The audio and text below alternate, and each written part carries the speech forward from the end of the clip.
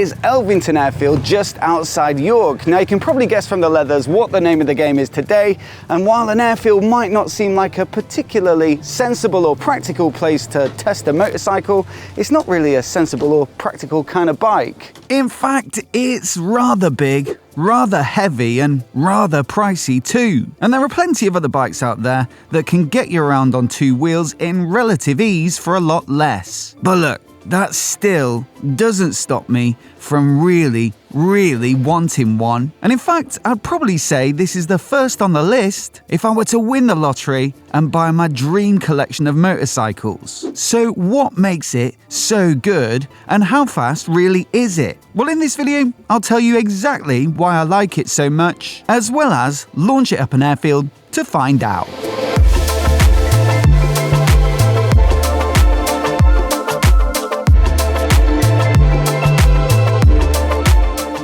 Now before we get started, a massive thanks to Louis Moto for supporting the channel and sponsoring this video. Louis Moto are one of the biggest online motorcycle parts and spares and accessories and clothing retailers in Europe, but they also ship to the UK with fast shipping and free returns. Now not only do they stock a huge range of the top motorcycle brands, but on top of that they've got a bunch of their own product lines which I think offer exceptional value for money. We've tested out a bunch of different products over the years so far, but today in particular, I'm wearing this Nishua carbon fiber helmet, which I think it's fair to say looks the absolute nuts. Now, not only that, but it's absolutely packed full of features, and being a carbon lid, it's extremely light, and when you put it on your head, you really realize just how freeing and how much of a relief that can be. On top of that, the price point is really quite impressive, and so if you want to find out more, then do check out the link down in the description, where you'll also find a whole bunch more of Louis Moto's products. So once again, a massive thanks to them for their support. And with that, let me tell you why I think the Rocket 3 is a bike you might purchase with your heart and not your head.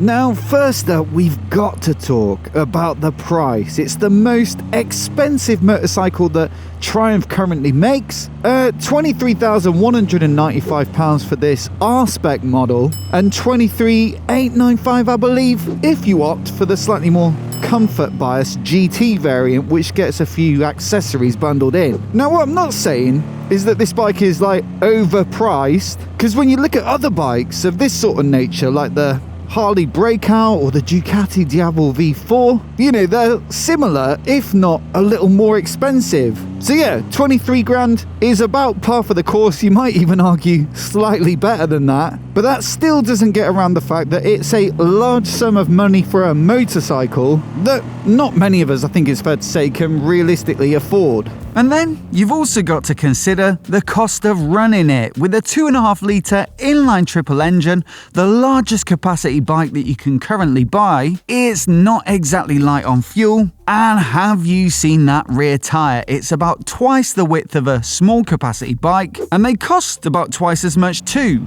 So clearly, this ain't the bike to do the daily commute on, and you'd probably say the same about the size as well. It's not far off, like a foot longer than what you might call a regular bike, like a street triple. And so I think it's fair to say, you know, it's not the easiest bike when it comes to low speed maneuvers or tight turns. Now granted, they did put this current generation on a huge weight saving program versus the previous gen, in which they managed to shave off about 40 kilograms, which is not to be sniffed at, but it is still 317 kilograms wet in this R-Spec, and so it is still a fairly chunky bike when it comes to muscling it around.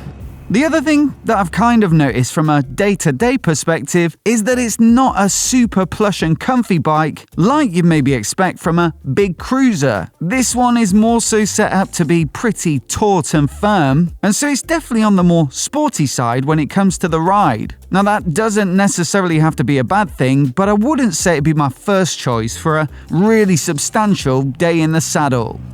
Whew, I'm glad I got all those practicalities and boring stuff out the way, because now I can just talk to you about the good stuff. You know, the flip side of having a 47mm Showa upside down fork and a show a piggyback shock that are set up as they are is that it feels ridiculously composed for such a big machine. Even when you have to haul on the brakes, which are nice and sharp and sporty given that they're Brembo style lemmas and a massive 4-pot caliper at the rear on a 300mm disc, you know, there's way less weight transfer than you'd expect from a bike of this substantial stature. I like the riding position on this R model with the flatter handlebars and the mid-position foot controls, because you really do feel like you can get on top of it a bit. And really, the chassis feels a bit more like a jumbo super naked than it does an easygoing laid-back cruiser. That said, you know, it's never going to flick around like a middleweight naked bike, but it just like carves through corners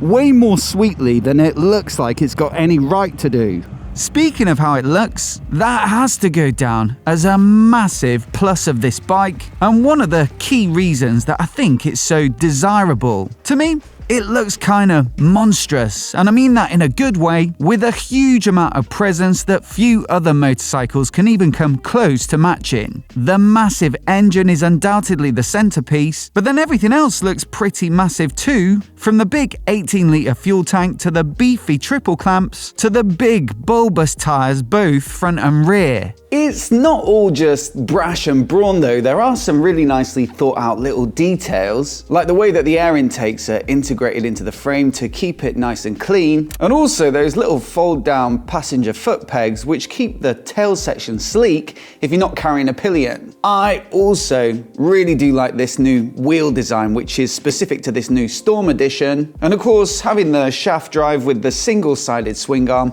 really shows it off at the back. Truth be told though, the appeal of this bike for me is almost all about the engine. At 2,500 cc's, it's the biggest production engine you can currently buy, with more torque than any other production motorcycle at 225 Nm peak. For this Storm update they announced for 2024, they've given it a bit more power too, with 180 horses peak at 7,000 RPM, and so it really is a beast of an engine that the rest of the bike deserves. Perhaps what's most distinctive about this engine though is the configuration, because there are plenty of other big cruisers out there with loads of displacement. Most of them are twins though, more often than not V-twins, whereas the Rocket uses something completely different and something much more Triumph. You see, triples are their signature layout going back many years and also still in their lineup today. The Trident, Daytona, Tiger Sport, Street Triple, Speed Triple, Tiger 900 and Tiger 1200 all use triples, and so surely their flagship Halo Dream Bike product, well, it couldn't use anything else.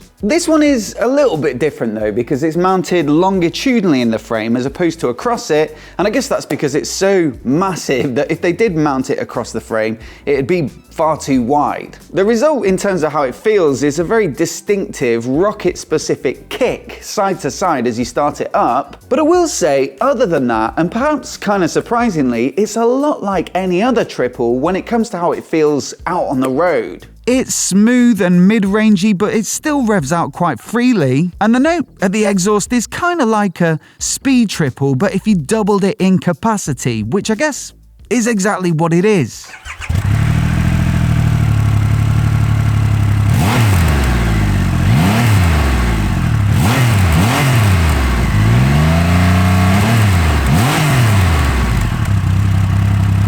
I absolutely love the sort of burbles you get under deceleration. It's always gargling away as soon as you close the throttle, but I think realistically most of you are probably interested in what happens when you open it. Over 300 kilograms, it is a fairly weighty machine, and so is more torque than any other production motorcycle, enough to make it feel satisfyingly quick. Well, it's kind of rare that I can ever show you what a bike's truly capable of, because I'm normally reviewing them out on the public road. But in this case, let's head back to the airfield where Triumph were hosting a special event to celebrate this special bike.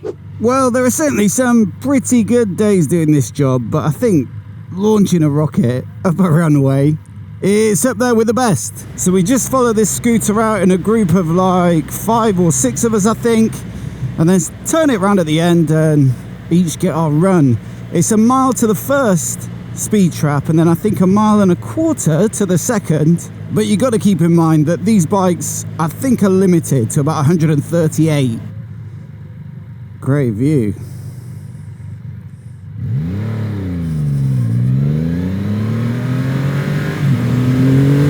Whoa!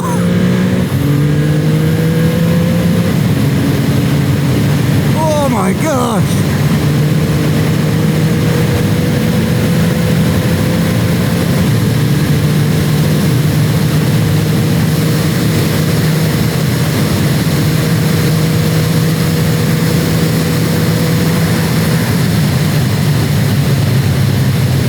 Oh my goodness!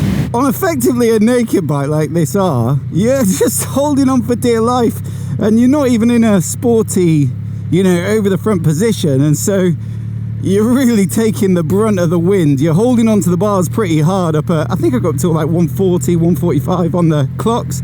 I think they overread a little bit. And also the neck gives you a new appreciation for F1 drivers, MotoGP riders, stuff like that, where they do have to have outrageously strong necks. So there we go, here's my speed for the run, just under 138 miles per hour, so pretty much on the limiter there, and it was a phenomenal experience. It's just unbelievable how much thrust there is with that bike, even when you're getting up above 100 miles per hour. Fourth and fifth gear, when you really give it a twist of the throttle, it still feels like it's accelerating with the same level of sort of like force and ferocity as when you first set off. Genuinely, I think the hardest thing about it, I've ridden at these sorts of speeds on the track before, it's the riding position which really isn't built for it. Your arms are super wide, you're pretty sat up, and it's quite hard to get yourself forward, so you're really hanging onto the bars when you're getting up to that speed. And like I said, just after the ride, it really does feel like the wind resistance is trying to snap your neck back. But I think on top of the ride, which was of course an amazing experience, it's also been great to be here today, to see all the Rocket owners with their different bikes and all the modifications they've done and stuff like that, and just be around a bit of a celebration, because this specific event is actually to mark 20 years since the first Rocket 3. In fact, it kind of had me wondering, will there be a Rocket 3 in another 20 years time, especially with the way that emissions and potentially legislation is going? Well, possibly not. And so if you want a bike that is completely unsensible, that totally defies logic, and yet is still one of the most desirable bikes on the market, in my book anyway, then you probably want to snap one up soon. As always, I'd love to know what you think of this bike and whether it'd make your dream bike collection, and if not, what else would? I'll also leave on the screen now our pick of the best other new cruisers and tourers for 2025, so you can give that a watch in case you haven't already. Do hit subscribe to see more of the latest motorcycle news and reviews right here on MOTOBOB. A massive thanks for watching today, and we'll catch you in the next video.